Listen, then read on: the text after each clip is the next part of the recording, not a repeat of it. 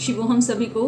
Twin flame journey के ऊपर एक वीडियो मैं बनाने जा रही हूँ जो कि रिक्वेस्टेड है, पर उनकी रिक्वेस्ट ये भी थी कि उनका नाम ना शेयर किया जाए, तो उनका नाम बिना बताए मैं उनके क्वेश्चन का आंसर देना चाहती हूँ। उनका कहना ये है कि जब से इस जर्नी में आए हैं तब से एक पेनफुल सिचुएशन इतनी बनी हुई है कि जो अनबियरेबल है, जो बर्दाश्त ही नहीं हो रही है। मतलब ऐसा है कि जान भी नहीं निकल रही है और जान भी ख़त्म हो चुकी है। तो ऐसी सिचुएशन उस टाइम आती है कि जब आप यूनिवर्स के थ्रू ट्रिगर किए जाते हैं, क्योंकि आप बहुत प्योर सोल हैं। आपके अंदर जो भी थोड़ी बहुत नेगेटिविटी होती है उसको रिमूव करने के लिए यूनिवर्स इस तरह के स्टेप्स कुछ लेता है। जैसे सोने को अच्छी तरह से निखार के लिए पकाया जाता है, उसी तरह से ट्विन पार्टनर्स को एक दूसरे के बैलेंस करने के लिए, एक दूसरे को हेल्प करने के लिए इस तरह से उनको इस तरह से अग्नि में तपाया जाता है कि जो सिर्फ वही ट्विन पार्टनर्स जानते हैं और कोई नहीं जानते। और कुछ का ये कहना होता है कि DEF एनर्जी, जो डिवाइन फेमिनाइन एनर्जी है, वो पहले अवेकन होती है, लेकिन माना ये जाता है, होता ये है कि DM एनर्जी भी अवेकन होती है, बल्कि वो DM एनर्जी जो होती है DF एनर्जी से बहुत पहले अवेकन हो जाती है। वो प्रैक्टिकल इतनी होती है डिवाइन मैस्कुलिन एनर्जी कि वो अपनी फीलिंग्स को शेयर ही नहीं करते। और DM का एनर्जी का होना ये इंडिकेट नहीं करता कि सिर्फ ये मेल में ही हो सकती है। DM एनर्जी फीमेल में भी हो सकती है और DF एनर्जी मेल में भी हो सकती है और सेम जेंडर में भी हो सकती है।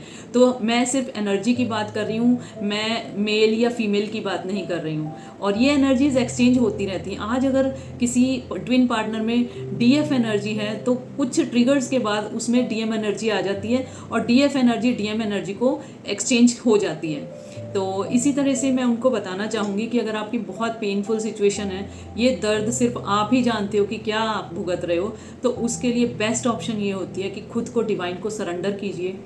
आप एफर्ट करने बंद कर दीजिए। कुछ लोग कहते हैं कि हम ऐसे कर लें, ये कर लें और कुछ ब्लैक मैजिक कर लें, या कुछ हम ऐसा करें कि हमारे पार्टनर आपकी हमारी तरफ आए। इन चीज़ों का कोई फ़ायदा नहीं होता।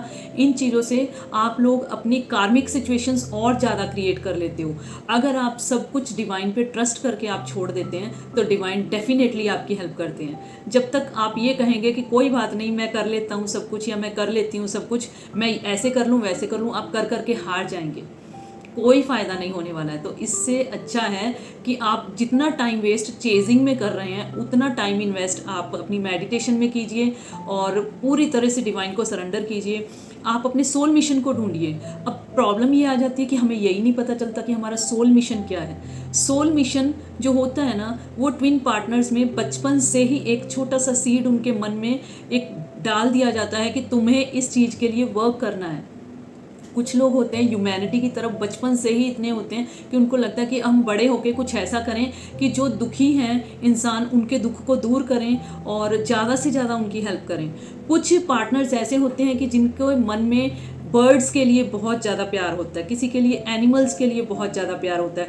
कई लोग ऐसे होते हैं कि जिनको पौधों से, नेचर से बहुत प्यार होता है और वो बचपन से ही पौधे बहुत उगाते हैं, बहुत प्लांट्स उगाते हैं। और साथ ही वो कोई ऐसे होते हैं कि जो बचपन से ही डॉग्स को, कैट को, काऊ को इस तरह से उनको सर्व करते हैं। तो ये आपको ज़्यादा ढूंढने की ज़रूरत नहीं है कि आपका सोल मिशन क्या है। सोल मिशन आपका जो भी होगा वो बचपन से आपके मन में डाल दिया जाता है।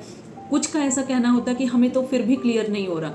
अगर फिर भी क्लियर नहीं हो रहा तो आप ये देखिए कि आप जब ट्रिगर हो रहे हैं तो आपके पास किस तरह के दुखी जीव या इंसान आ रहे हैं। अगर कुछ बुजुर्ग आ रहे हैं या इंसान आ रहे हैं या बच्चे आ रहे हैं तो आपका सोल कॉन्ट्रैक्ट ये है कि आप उनके लिए वर्क करेंगे। अगर बार बार आपके सामने जानवर आ रहे हैं, पक्षी आ रहे हैं, जिस तरह के भी आ रहे हैं, इसका मतलब आपने उनके लिए वर्क करना है, ठीक है। और कुछ लोग कहते हैं हम तो करते हैं, हम तो डॉगी को खाना देते हैं, हम तो काऊ को भी खाना देते हैं। आपका सोल मिशन इतना नॉर्मल नहीं है कि आप थोड़ा सा खाना दें और आपका काम हो जाए और आपका सोल मिशन कंप्लीट हो जाए। सोल मिशन इस यूनिवर्स को सर्व करने का, वो तो जस्ट बिगनिंग है।